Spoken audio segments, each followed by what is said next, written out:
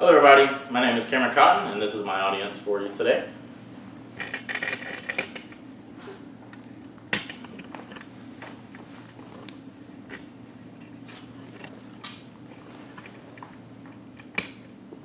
I chose to do my informative speech today on a hobby of mine that my dad and I enjoyed throughout the years, and we hope to get back into it. It is brewing beer. Not a lot of people can say that they have a hobby like that, and I'm pretty excited about that. I want to get other people excited about that too.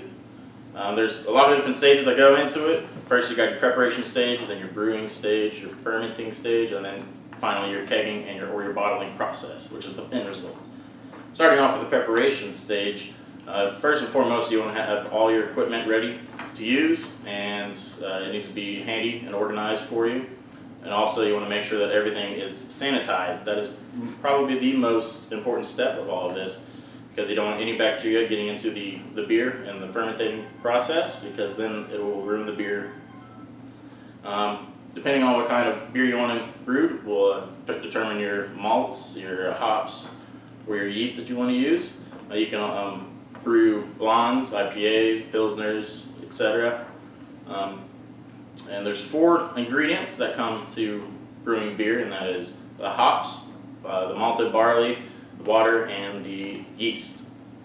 And the hops, they're going to be used for your bitterness, your aroma, and your taste. When you add them into the brewing process, it'll change it based on the time you put into it, or the time you enter it in for that.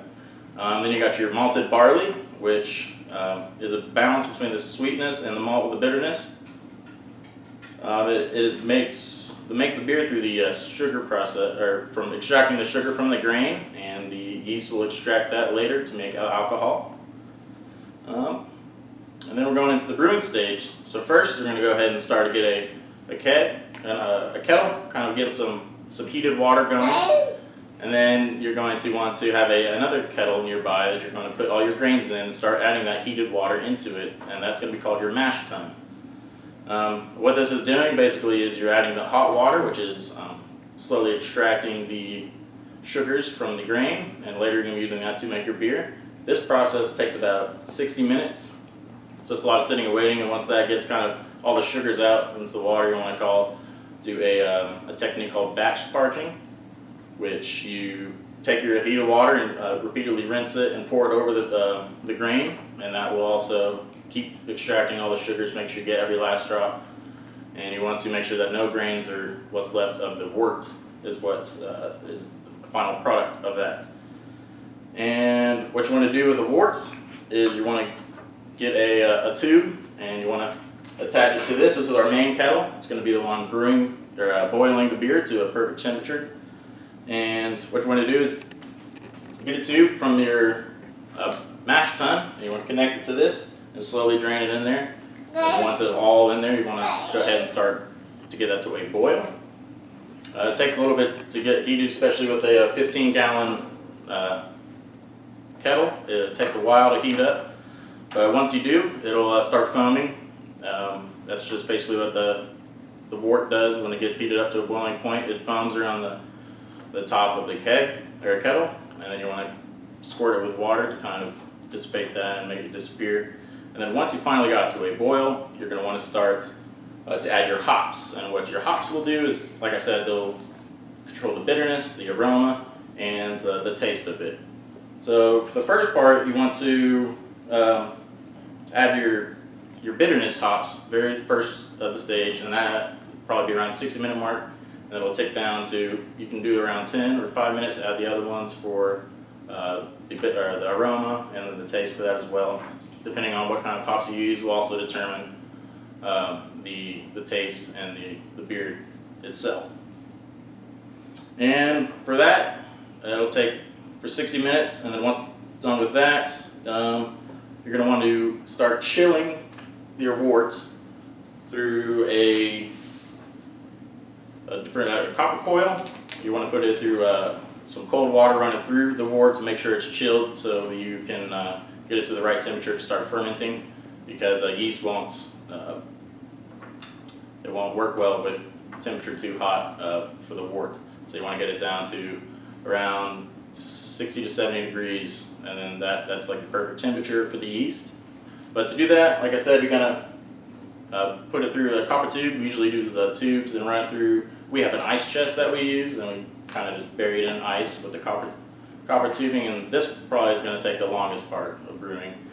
So if you're sitting around waiting, what better way to waste time than drink a beer?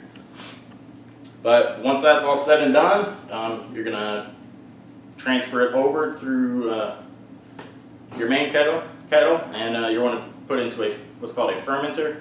You can either use a bucket or a carboy that we've done in the past, and you just want to use a tube that goes straight into it. And then once you do that, that's when you can add the yeast. And what the yeast does is going to convert the sugars that you took from the mash or the wort, and it's going to produce alcohol and CO2, which in turn creates the beer.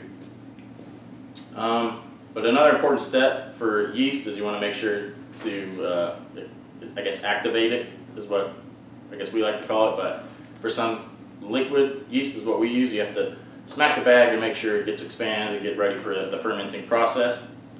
And then once you do that, you just add the yeast into the fermenter, and then you're just going to seal it up, make sure it's sealed tight, and then you want to put it away to a safe spot and let the fermentating begin. This will take about 2 weeks to ferment in there.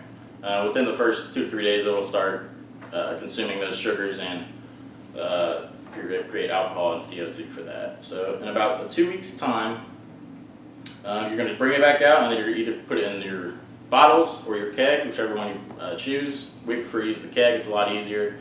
Not a lot of bottles, not a lot of stuff to clean up and sanitize, but you want to first make sure, again, all your tools you're using is sanitized, so you don't want to get any bacteria in the fermenting process, because that will ruin the beer, make it have bad taste like cardboard or something like that. And once you do that, you're going to do the same thing like you're putting into the main kettle, into the fermenter.